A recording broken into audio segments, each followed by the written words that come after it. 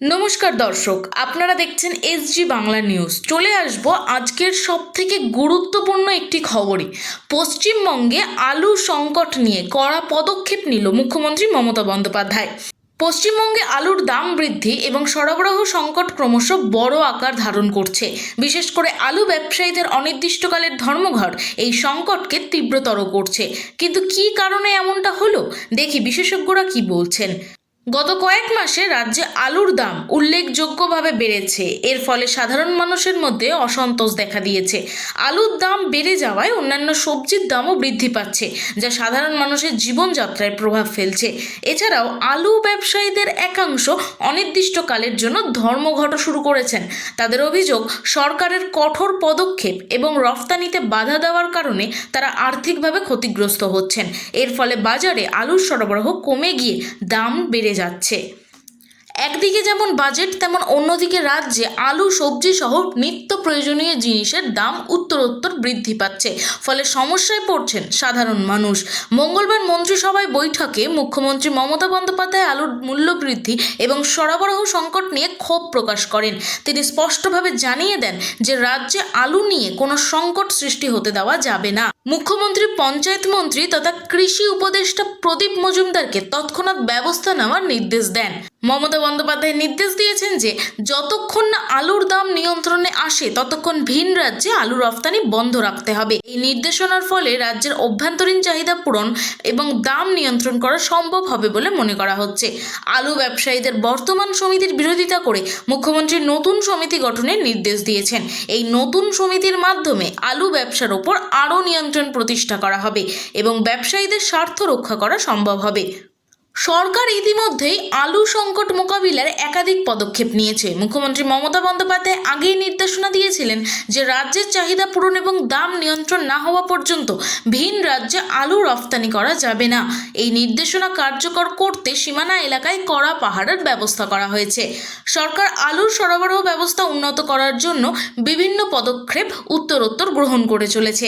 এর ফলে বাজারে আলুর সরবরাহ বাড়তে পারে এবং দাম নিয়ন্ত্রণ করা সম্ভব হতে পারে বলে মনে করা হচ্ছে। কিন্তু অন্যদিকে আলু ব্যবসায়ীরা সরকারের পদক্ষেপে তীব্র আপত্তি জানিয়েছেন। তাদের দাবি, সরকারের কঠোর নির্দেশনার কারণে তারা আর্থিকভাবে ক্ষতিগ্রস্ত হচ্ছেন এবং ব্যবসার স্বাভাবিক গতিধারা ব্যাহত হচ্ছে। প্রগতিশীল আলু ব্যবসায়ী সমিতির পক্ষ থেকে জানানো হয়েছে, লিখিত নির্দেশনা ছাড়া পুলিশ ভিন রাজ্যে আলু রফতানিতে বাধা দিচ্ছে। এছাড়াও মনে করা হচ্ছে সরকার এবং আলু ব্যবসায়ীদের মধ্যে আলোচনার মাধ্যমে এই সংকটের সমাধান করা যেতে পারে। দুই পক্ষের মধ্যে বোঝাপড়া এবং সমঝোতা প্রতিষ্ঠা করলে এই সমস্যার সমাধান করা সম্ভব। পশ্চিমবঙ্গের আলু সংকট একটি গুরুত্বপূর্ণ সমস্যা। এর আগেও এই সমস্যার সম্মুখীন হয়েছে রাজ্য। আলুর দাম বৃদ্ধি এবং সরবরাহ সংকট জনজীবনে বিশাল প্রভাব ফেলছে। মুখ্যমন্ত্রী মমতা বন্দ্যোপাধ্যায়ের কঠোর নির্দেশনা এবং সরকারি পদক্ষেপ এই সংকট মোকাবিলায় সহায়ক হতে পারে।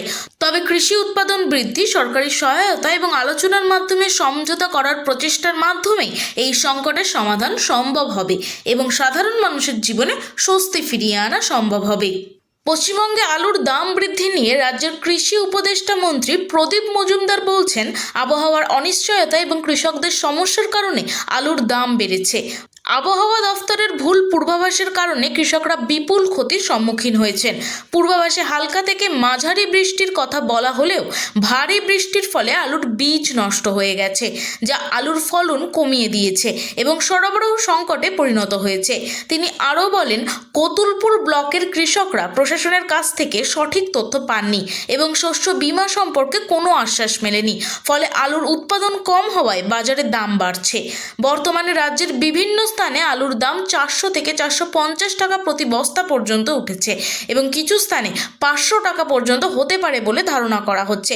প্রদীপ মজুমদার আরও উল্লেখ করেন, কৃষকরা অনেকেই ঋণ নিয়ে আলু বীজ রোপণ করেছিলেন এবং এখন তারা ঋণ মকুবের জন্য সরকারের সাহায্যের আবেদন জানাচ্ছেন।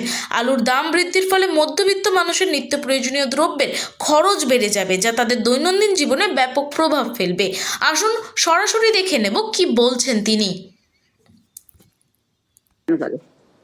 তাহলে দামটা এত নেওয়া হচ্ছে কেন? কারা নিচ্ছে? কি কারণ? এত ফেসিলিটিস দেওয়ার পরেও এই আলুটা বাইরে বিক্রি করে দেওয়া হচ্ছে না তো, রাজ্যের বাইরে। দাঁড়ান, বর্ডার চেকিং হবে, আমার রাজ্যে আগে আমার চাহিদা মিটবে, তারপরে বাইরে আমি মেটেরিয়াল পাঠাবো। চাষিদের কোনো ক্ষতি হোক এটা আমরা কখন, এই জন্যই তো 3,000 কোটি টাকা খরচ করেছি। আপনাকে বুঝতে হবে মুনাফা করা